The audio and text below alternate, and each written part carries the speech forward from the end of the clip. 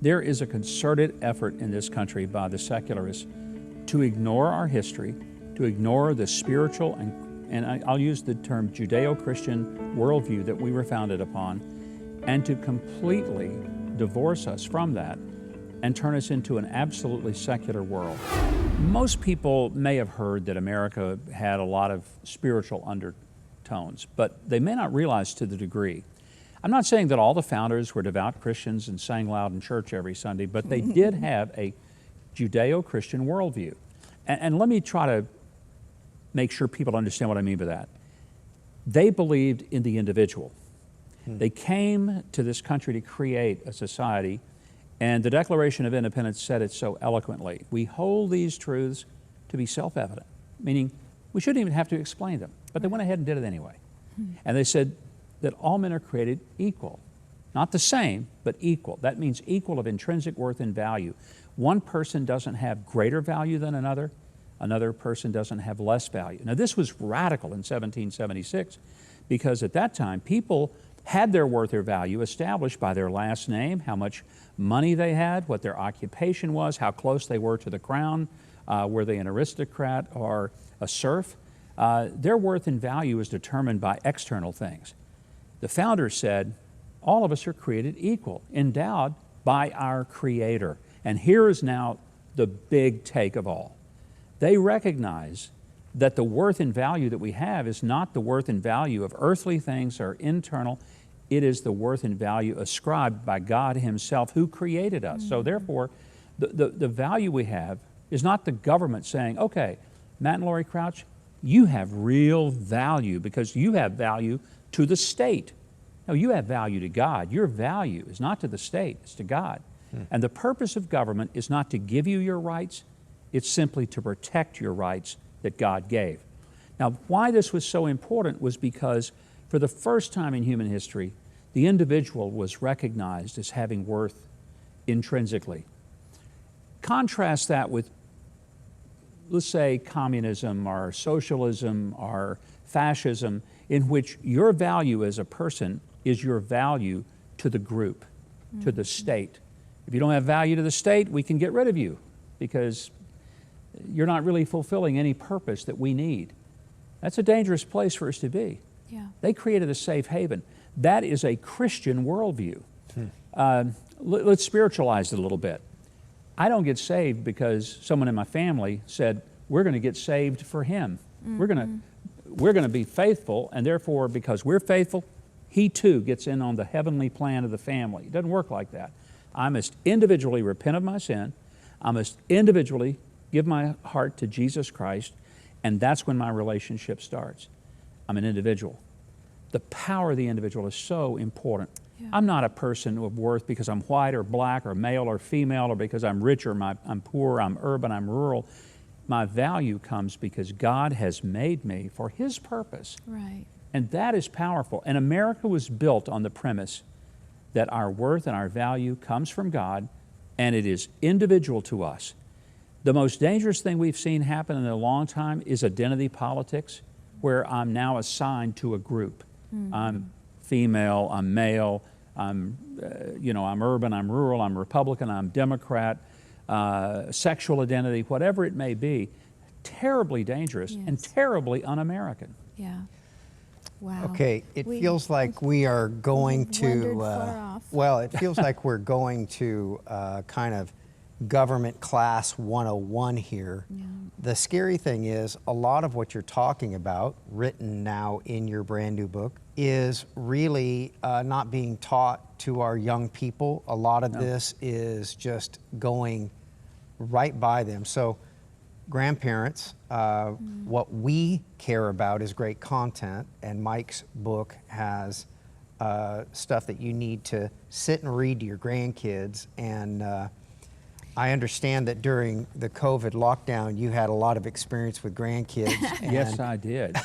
We had 3 months of having all of our grandchildren at our house quarantined with us. So, but you read them your book every night, so everything went smoothly. They went right to sleep. There you go. Every night. It was beautiful. You know, one of the things that I want to say about the book, it is documented meticulously. So if somebody says, I don't know if that's true, well, we've given you the footnotes so that you can look it up and find the source material, because to me that's very important. What you said a moment ago, Matt, is more true than I wish it were, and that is that we don't get history today. We're taught about pop culture figures, but we're not taught about the underpinnings of America as a nation and what American exceptionalism means. This is an exceptional nation. It truly is. And by the way, the only explanation that one can make for America is that God Himself intervened by grace and created an opportunity for people who prayed and asked Him for this kind of country to be able to overcome the tyranny that they escaped from. Yeah. You know, I find it so horrible that all of the the beautiful Harvards and the big, beautiful universities, they started out as being Christian universities, didn't they? Laurie, every single one of the Ivy League schools, with the exception of Cornell, but all the others, Harvard, Yale, Princeton, William and Mary, Columbia, all the other schools, Brown, all started to train Christian ministers. Here's an interesting fact that I'll bet you 4 people on the entire Harvard campus are unaware of, faculty or student. John Harvard was a young minister. He died at the age of 31. He gave his books for the creation of a school that became Harvard College. Part of the charter of Harvard was that the students and faculty twice a day would have to have prayer and Bible reading. And the primary reason for which Harvard was established was not to tear down America, but it was to train Christian ministers and missionaries to be able to take the gospel around the world. Wow. Do you think Harvard might have just slipped a little bit away from its original mission? I think that would be a big yes. And that's a tragedy. But all of those schools were created by Christian people in order to train people to get the gospel to the world. Yeah. Election year this year has, I think, worn everybody out. But I heard that like there's 50 million students in America that are basically just taught to hate America. The education system no longer educates, it indoctrinates. And that's really a tragedy, because education should not teach young people what to think. It should teach them how to think, so that they can examine material and they can analytically think and come to conclusions and to be able to think big thoughts. Our nation's founders were trained classically, which means they were trained that education is a process to learn, to question, to have curiosity, but most importantly to analyze information, not to receive information, but to take it, analyze it, digest it, and to figure out what best could be done with that information. Today, students are essentially indoctrinated. It's like we get them in a line.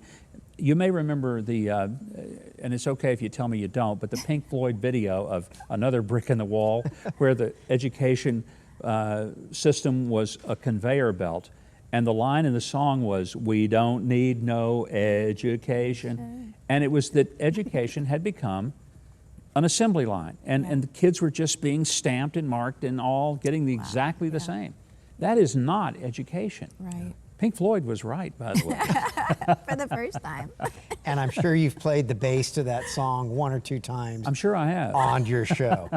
Let's zero in on chapter 3 just for a second. Christianity in the crosshairs. Feels like 2020 is what you wrote chapter 3 for. There is a concerted effort in this country by the secularists to ignore our history, to ignore the spiritual and I'll use the term judeo-christian worldview that we were founded upon, and to completely divorce us from that and turn us into an absolutely secular world where we scoff at the truth of the Bible, scoff at the foundings of our country and the importance. And Christianity is in the crosshair today. If I just go back in my own life, which, believe it or not, is not as long as people think it is, but it has been around a while.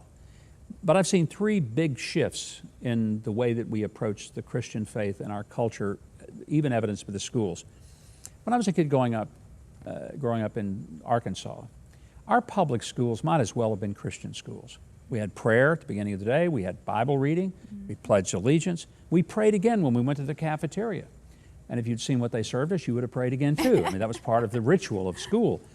if a church was having a gospel meeting in town, didn't matter if it was the Baptist, the Methodist, the Church of Christ, the minister, whoever was there, would be invited to the school to come and preach in a chapel service.